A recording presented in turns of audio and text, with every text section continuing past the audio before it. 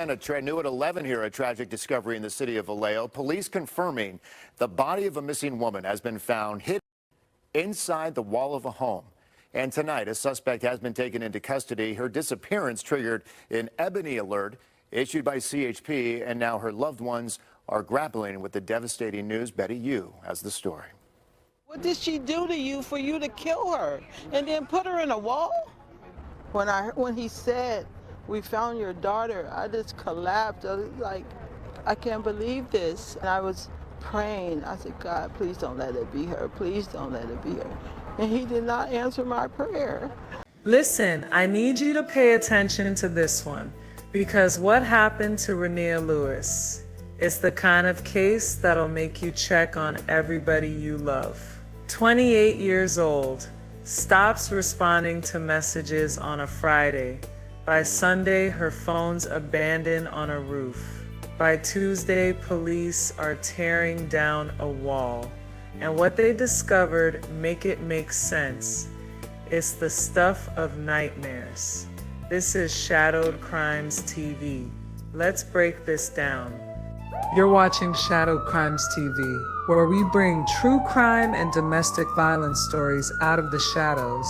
Subscribe now and join us daily as we uncover the cases that demand to be heard. Don't just watch, be part of the conversation.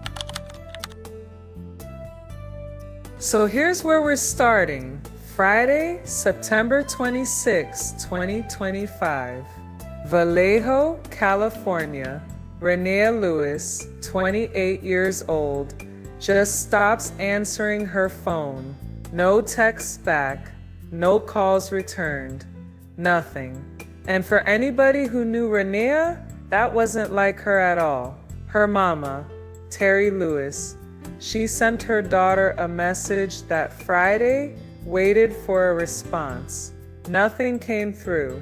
Now at first, Terry thought maybe Renia had her phone on Do Not Disturb. You know how we do when we're trying to rest, trying to have some peace.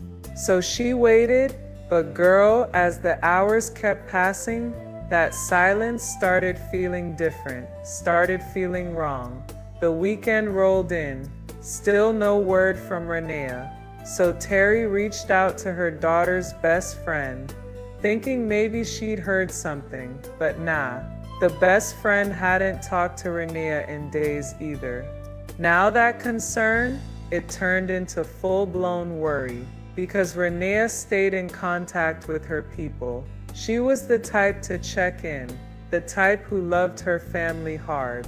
So when she went quiet like this, red flags everywhere.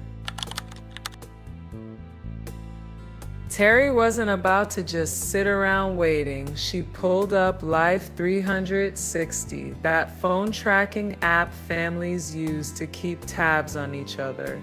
And the app, it showed Renia's phone pinging from a neighborhood in Vallejo, 14th Street, to be exact.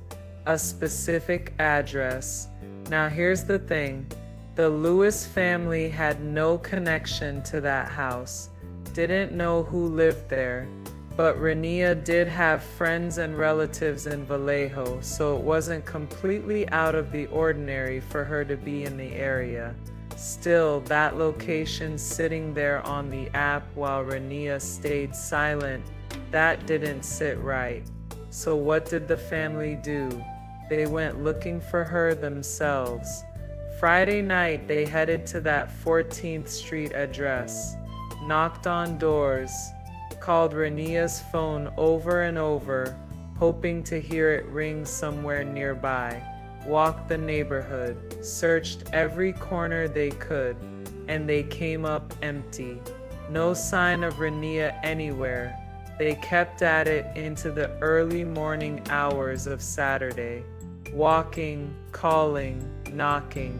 The family was desperate by now. The phone signal kept pointing them right back to that same spot, but Renia was nowhere to be found. As Saturday morning came, the worry had turned into something else. Fear. Real deep fear that something terrible had happened. That's when they decided to call the police. The family explained the situation to Vallejo PD, told them about the tracking app, the silent phone, the address on 14th Street, made it clear they had no ties to the property or whoever was living there, but that's where Renia's phone was last seen. Officers agreed to go check it out, a welfare check they called it. So police rolled up to that 14th Street property on Saturday, and let me tell you something, what they walked into was not a normal living situation. The place was cluttered, like hoarder level cluttered. Stuff piled up everywhere. Belongings stacked in rooms, making it hard to even move around. You couldn't see clear pathways. There were endless spots where someone or something could be hidden. The officers did what they called a cursory search. Look through closets, check the common areas, move some things around. But with all that clutter, with all that chaos blocking their view, they didn't find Renia. The search didn't last long. Police left the property without her. But for the Lewis family, that wasn't good enough. They knew in their gut she was close. They could feel it. That phone signal wasn't lying. Sunday, September 28th, the family filed an official missing persons report. Renia's information got entered into California's state database. Detectives were assigned to the case. This became the date Vallejo police officially marked as the start of their investigation into Renia's disappearance. But the family, they weren't waiting on official timelines. Sunday, they were back out in that neighborhood, combing through every inch of it. And girl, this is where things get even more unsettling. Renia's boyfriend, still following that same phone signal that had been haunting them all weekend. He found her phone. Where was it? On the roof of an abandoned school building, just sitting up there, discarded. According to Terry, somebody had thrown it up there like trash. Now make that make sense. A missing woman's phone tossed onto a roof like it's nothing. That discovery didn't bring relief, it brought more fear. Because if her phone was thrown away, what did that mean for Renia? By Monday, September 29th, authorities knew this case needed more attention, so they did something that showed they were taking this seriously. They activated an Ebony alert. Now, even though Renia didn't technically meet all the usual criteria for the alert, the California Highway Patrol approved it anyway. The FBI stepped in too, offering additional resources and support. Let me break down what an Ebony alert actually is, because this matters. California launched this system back in January 2024.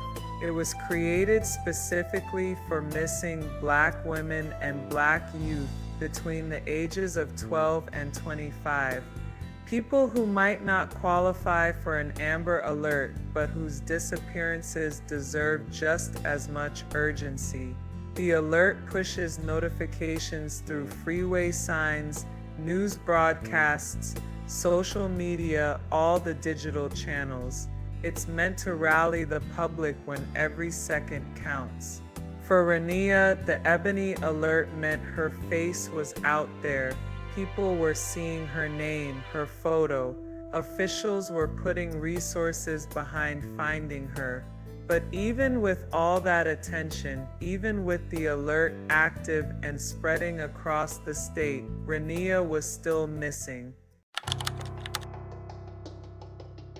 Tuesday morning, 4 days after Renia went silent, investigators came back to that 14th Street property, but this time they had a search warrant in their hands.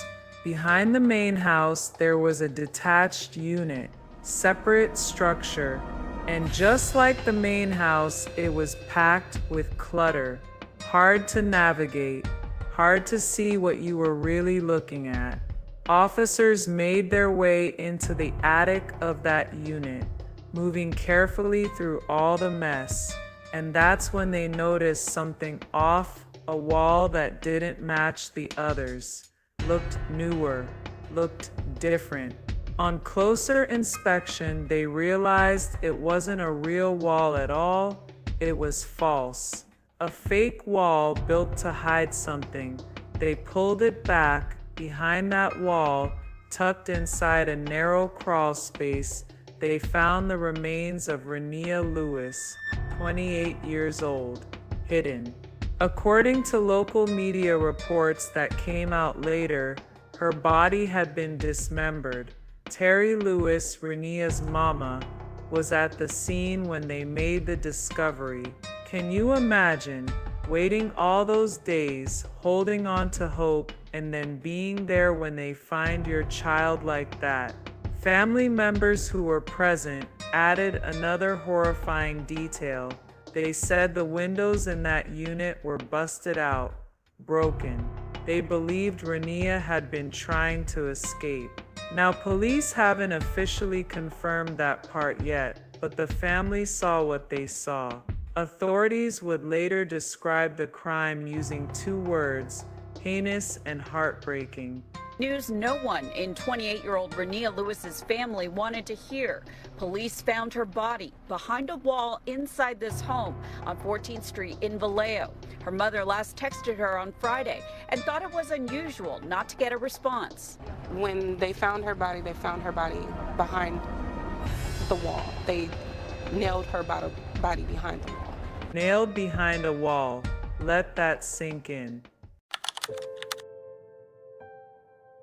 Now that detached unit where Renia was found, it wasn't some abandoned space. Somebody was living there. His name was Douglas Irwin Shaw, 41 years old. And that same Tuesday they found Renia's body. Police tracked Shaw down at his job.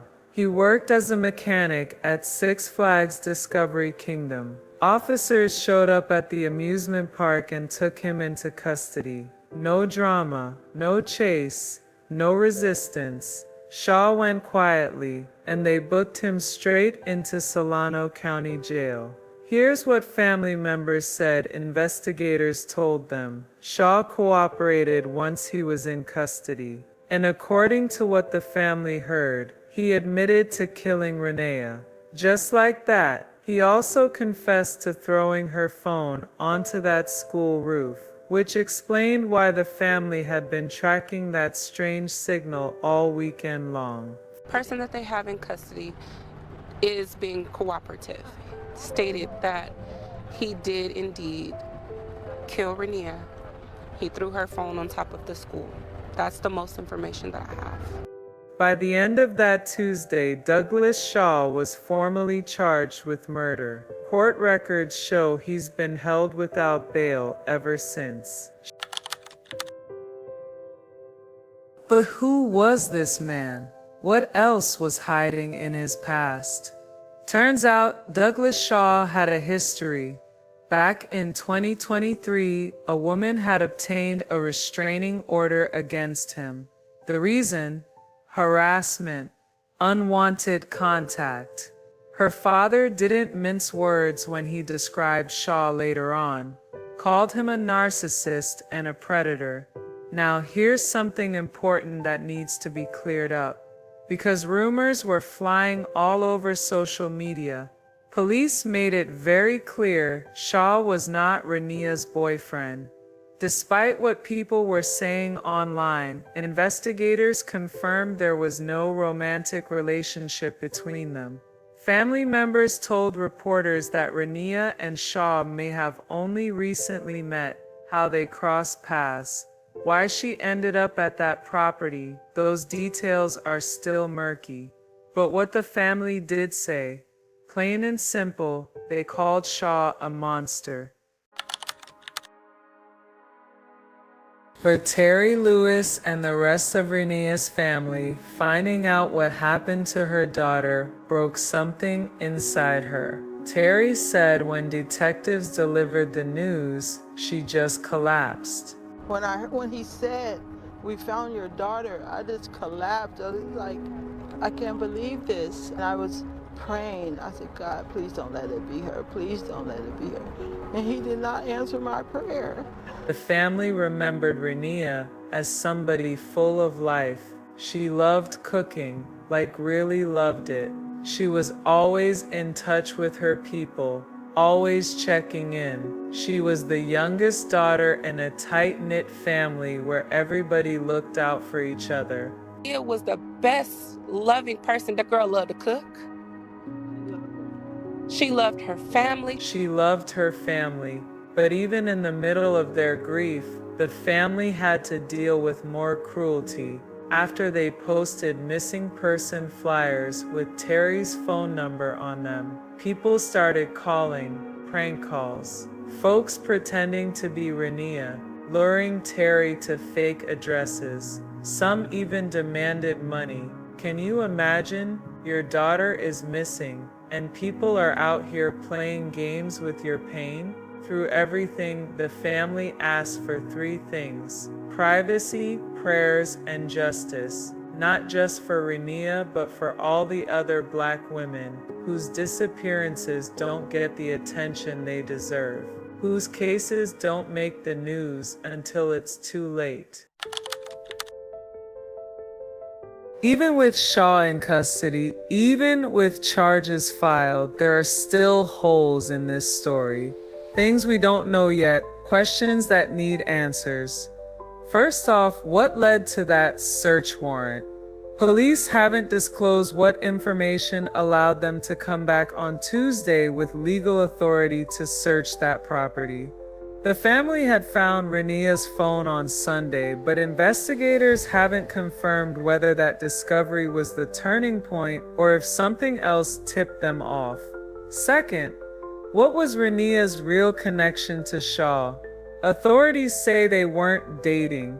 Family says they might have just met, so how did she end up at his place? Why was she there? That part of the story is still unclear. Third, what exactly happened inside that detached unit? Family members think Renia fought back, that she tried to escape based on those busted windows they saw. But police haven't verified that yet. We don't know if there was a struggle, if she tried to get away, or how long she was there before she died. Fourth, when did Renia actually die? The timeline between Friday when she stopped responding and Tuesday when her body was found still has gaps. Did she die that Friday? Did she survive into the weekend? We don't know yet.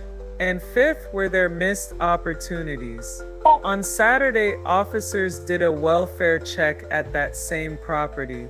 They looked around. They didn't find Renia. Some people are asking whether more could have been done that day. Others point out that the hoarded conditions made it nearly impossible to find anything without a proper warrant and a thorough search. But that question is gonna linger. Could she have been found sooner? The autopsy results haven't been released yet. Those findings will answer a lot of these questions: cause of death, manner of death, timeline details. That information is going to be critical for how prosecutors build their case. Was gone missing on Friday, and they discovered her body yesterday, which was Tuesday, here at this home. Found her body, I guess, probably in an attic, dead. This is so sad. This is a very sad situation. Very sad situation. I guess that's a family member right there. Lost a loved one. This is so sad. The Vallejo police. If it wasn't for our friends and family coming in here to do the police work, I'm not sure how long this baby would have been in this house. Let me take you over here so you can notice this door at the top.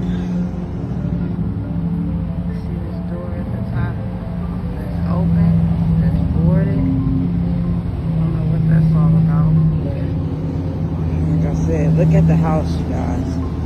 Just look at this. This is crazy.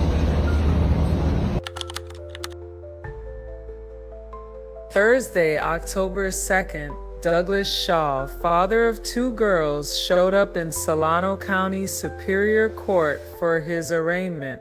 He didn't enter a plea that day. Judge Jeffrey C. Kaufman pushed the hearing back to October 9th in Fairfield to give both sides more time. Shaw's being represented by Chief Deputy Public Defender Dan Messner. The prosecution's being handled by Deputy District Attorney Bill Ainsworth on behalf of Solano County. The charges Shaw is facing: murder, and specifically using a knife to kill Renia Lewis. Shaw's attorney asked the judge to keep media out of the courtroom, but Judge Kaufman denied that request, though he said he might reconsider for future hearings depending on how things go. In that courtroom, Renia's family was there, tearful, watching the man accused of taking their daughter, their sister, their loved one stand before a judge for the first time. A 28-year-old Stockton woman robbed of her 29th birthday next week. Her body was found hidden in a Solano County attic this week. Her family hadn't heard from her for days before she was found dead. And today, the man accused of killing the woman and hiding her at his house faced a judge for the first time in this case. 41-year-old Douglas Shaw was arrested Tuesday at Six Flags Discovery Kingdom, where he worked. Case Area 3's Danica Hill joining us live outside the Solano County Courthouse right now. So just a horrific story here, Danica. And understandably, just an emotional day in court. Absolutely, Golston. It was hard to watch this family sit out here and witness all of this. Again, as you described, an emotional day for the family, dozens of them filling that courtroom, all for the arraignment of Douglas Shaw. This was Shaw's first court appearance since he was arrested Tuesday at Six Flags Discovery Kingdom, where he worked. Shaw, represented by a public defender, said very few words during the hearing. He's facing 1 count of felony murder for the death of 28-year-old Renia Lewis. Her family now calling for the maximum punishment. My hope for him is that he get the death penalty. Lewis's family tracked her phone to a home in Vallejo after they stopped hearing from her, and that's where police found her body. They say they're still trying to process the fact that she's gone.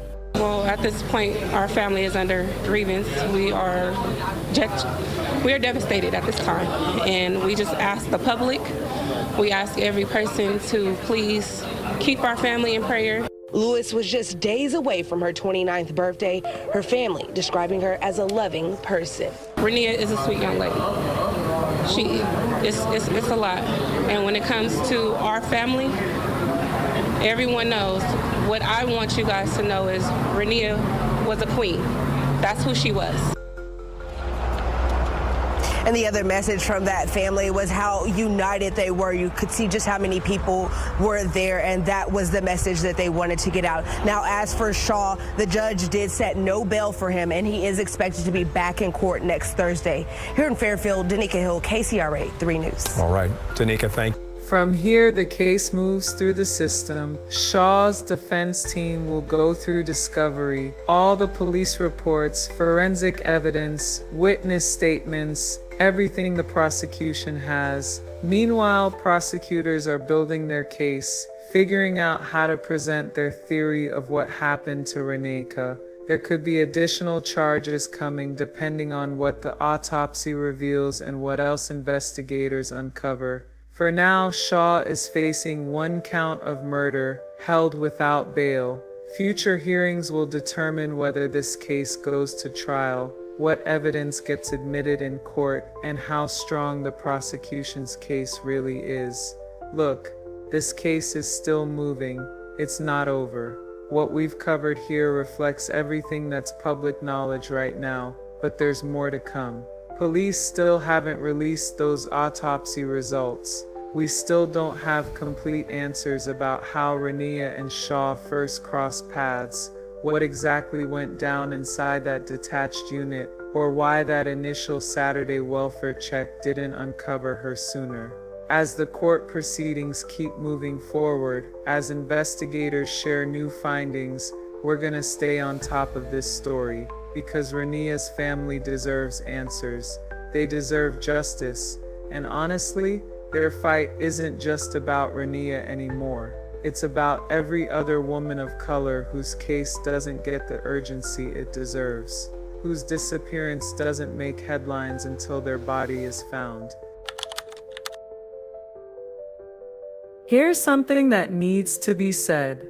Renia's disappearance never made it into mainstream news coverage until her body was discovered sealed behind that wall. Before that moment, the only public notice came through California's Ebony alert system.